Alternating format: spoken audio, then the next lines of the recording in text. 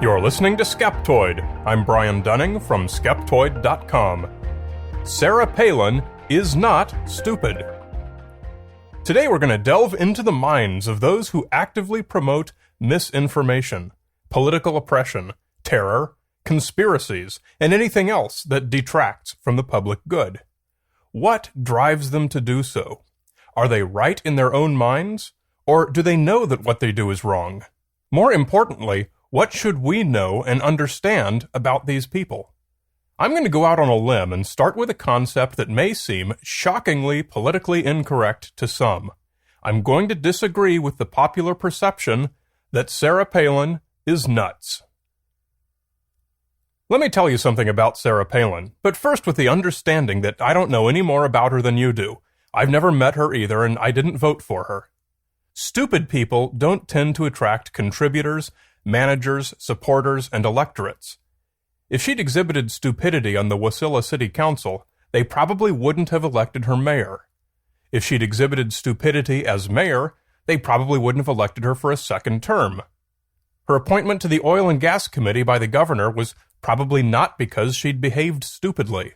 Finally, stupidity probably does not characterize most successful bids to run for governor of one of the United States. Does she exhibit an almost robotic and uncritical point-by-point support of the Republican platform? Yes. Is she undereducated for her position? Possibly her bachelor's degrees in journalism. It's arguable that she's demonstrated a clear disdain for and illiteracy in science. She gives every indication that her religious beliefs and her party guidance determine her priorities.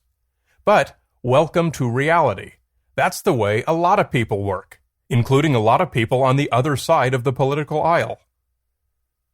If you call yourself a critical thinker, ad hominem attacks should not be the extent of your criticisms of those in whom you find fault. Show me one thing Sarah Palin has said or done that's stupid, and I'll show you something that's perfectly rational for someone with her religious and political convictions.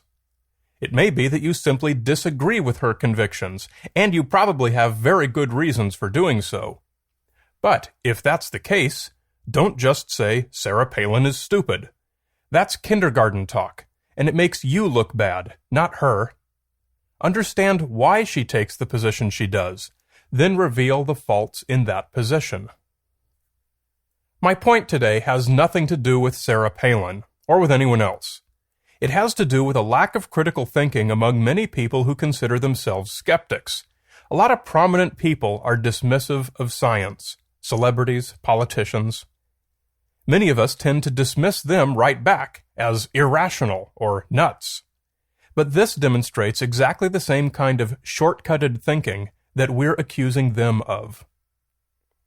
For example, I heard some skeptics the other day talking about Bill Maher, saying, "I didn't realize he was as crazy as he is."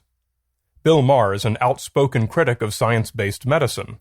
He's endorsed AIDS denialism, big pharma conspiracies, anti-vaccination, and natural medicine. Now, granted, Bill Maher is wrong about a lot of things, but he's not on the fringe. A lot of people believe that stuff. Clearly, it's important that they be educated, because widespread beliefs like this would represent a serious national health crisis. If you dismiss those beliefs as craziness, you're saying there's nothing to them, they're meaningless. Instead, acknowledge that there are compelling cultural influences that have led Bill Maher and others to believe those things. Bill Maher is just one of many victims of these influences, and it's because he has the average person's ability to understand and interpret the information he's been exposed to, not because he's crazy. In the same way, you could say Sarah Palin is simply responding to cultural and political influences. People need cheap energy, so she's a proponent of drilling the oil in her state. People want government to eliminate wasteful spending, so she bashes fruit fly research, the significance of which has never been made clear to her or to the public. The United States is a strongly Christian nation, and many people support teaching creationism in schools and oppose stem cell research. Palin isn't being stupid by embracing these concepts. She's responding to the same influences everyone else is. If you were to sit down and have a conversation with Mahmoud Ahmadinejad in such a way that you could both speak your native language in order to be articulate and insightful, I bet you'd find that he's knowledgeable, well-spoken, and intelligent. Maybe I'm wrong. I haven't had such a conversation with him, but from what I've read of his background, I'd say it's practically a certainty that he has his act together pretty well. Unless you happen to be a Muslim fundamentalist, you're likely to disagree pretty strongly with many of his beliefs and priorities. But I bet he'd convince you that his convictions run pretty deep and have solid historical and cultural roots. They're not going to be washed away from an entire nation overnight. I bet you'd say, wow, he actually has a point of view, and what he's saying makes sense within that context. This characterization is acutely different from the whimsical ramblings of a nut. If you dismiss Ahmadinejad as a crazy whack job, not only are you factually wrong, but you do it at your peril, because you are grossly underestimating the depth and foundation of what you're protesting against. I've watched 2 Muslim executions by stoning, in all their graphic detail, on video. I hope I never see it in person. Because we live in a world where this actually happens, and I feel it's important to understand what I object to as fully as possible. It's easy to watch a stoning and conclude that only a crazy person could willingly be part of such a medieval horror. What's just as frightening as the stoning itself is that the people doing it are someone's next-door neighbors. They take their kids to the park. They give birthday presents. They paint and write and play musical instruments. They are, in fact, quite human. And yet, they're capable of something that's unthinkable to you or I. It's not because they're crazy. It's because they're smart people who are profoundly dedicated to their belief system and who are raised in a frame of reference that lets them stone a person to death with the same regard as a Westerner might kill an enemy in battle. It's a necessity, it's a duty, and it's the right thing to do. If you dismiss these people as crazy or as zealots, you are factually wrong. You're missing the point, and you're failing to understand what it is you object to. Look at Timothy McVeigh, the Oklahoma City bomber, and consequently the United States' greatest mass murderer of children.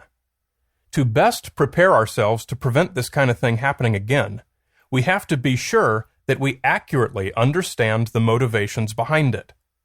McVeigh is a guy who lived in a world of conspiracies.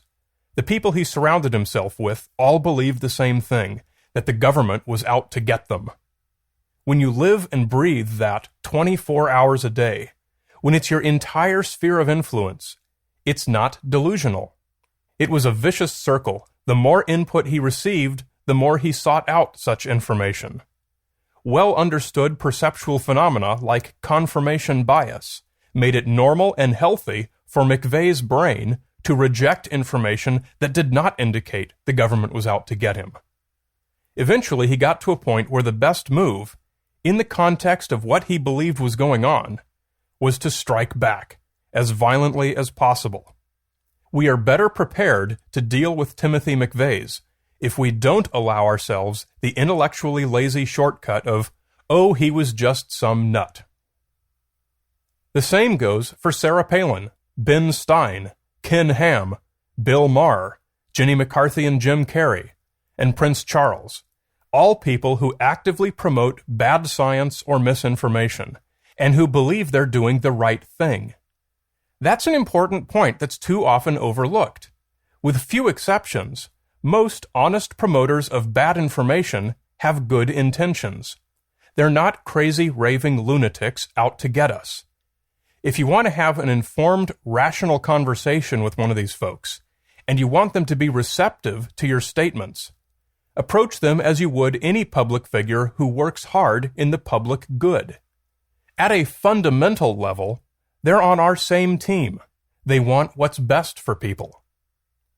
Prince Charles is a nutcase who has no idea what he's talking about. Makes you sound like a closed-minded radical, making irrational ad hominem attacks. Prince Charles is a good man who cares deeply for the public welfare. Unfortunately, a lot of the medical information he passes along is woefully out of date. Has a chance that someone will actually listen to it. And expressing yourself in a way that's worthy of people listening is an important, but all too often overlooked, part of the promotion of critical thinking.